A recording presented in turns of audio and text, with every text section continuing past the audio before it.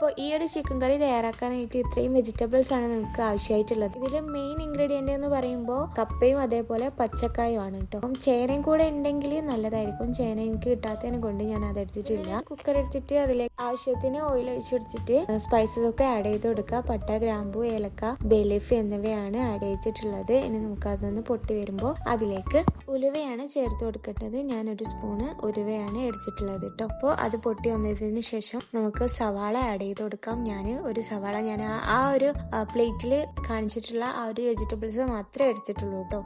സവാളയെല്ലാം നന്നായിട്ട് വാടിയിട്ട് വന്നിട്ടുണ്ട്. ഇനി നമുക്ക് ഇഞ്ചി വെളുത്തുള്ളി പേസ്റ്റ് ആണ് കൊടുക്കുന്നത്. പേസ്റ്റോ അല്ലെങ്കിൽ ചതച്ചതോ ചേർത്ത് കൊടുക്കാം. ഞാൻ ചതച്ചിട്ടാണ് കേട്ടോ ഇട്ട് കൊടുത്തിട്ടുള്ളത്. നന്നായിട്ട് മിക്സ് ചെയ്തിട്ട് എടുക്കാം. തക്കാളി, പച്ചമുളക് എന്നിവയാണ് ചേർത്ത് കൊടുക്കേണ്ടത്. അപ്പോൾ അത് രണ്ടും ചേർത്തിട്ട് മുളക് പൊടി, മഞ്ഞൾപ്പൊടി, മല്ലിപ്പൊടി, ഗരം മസാല എന്നിവയും കൂടി ആഡ് ചെയ്തിട്ട് നന്നായിട്ട് മിക്സ് ചെയ്തെടുക്കാം. അതിനുശേഷം നമ്മൾ ഇങ്ങനെ ഈ ഒരു വലുപ്പത്തിൽ കട്ട് ചെയ്തിട്ടുള്ള വെജിറ്റബിൾസും കൂടി ആഡ് ചെയ്ത് കഴുകി വെച്ചിട്ടുള്ള ചിക്കൻ കൂടി ചേർത്ത് നന്നായിട്ട് യോജിപ്പിച്ചെടുക്കാം. പിന്നെ ഞാൻ എപ്പോഴും മറക്കുന്ന ഒരു കാര്യമാണ് ഉപ്പ് ഇടുക എന്നുള്ളത്. അപ്പോൾ ഉപ്പ് ഞാൻ ഇപ്പോഴാണ് ചേർത്ത് കൊടുത്തിട്ടുള്ളത്. അപ്പോൾ ആവശ്യത്തിനുള്ള ഉപ്പും കൂടെ ചേർത്തിട്ട് 1/2 കപ്പ് വെള്ളം കൂടെ ചേർത്ത് കൊടുക്കാം. അപ്പോൾ വെള്ളം കൂടുതലായി പോകേണ്ട, കാരണം വെജിറ്റബിൾസിൽ നിന്നും ചിക്കനിന്നും ഒക്കെ വെള്ളം ഇറങ്ങി വരാനുള്ള ചാൻസ് ഉണ്ട്. സോ നമ്മൾ വെള്ളം കൂടുതൽ ഒഴിക്കേണ്ട ആവശ്യമില്ല. ഇനി നമുക്കിതൊരു 10-15 മിനിറ്റ് ലോ ഫ്ലെയിമിൽ ഇട്ടിട്ട് കുക്ക് ചെയ്തിട്ട് എടുക്കാം. കുക്കറിൽ നമ്മൾ വിസിൽ വരുന്നത് അനുസരിച്ചാണെങ്കിൽ 3 വിസിലൊക്കെ മതിയാവും കേട്ടോ. ഇത് ഞാനൊരു 15 മിനിറ്റ് ഒക്കെ കുക്ക് ചെയ്തിട്ട് എടുത്തിട്ടുണ്ട് കേട്ടോ.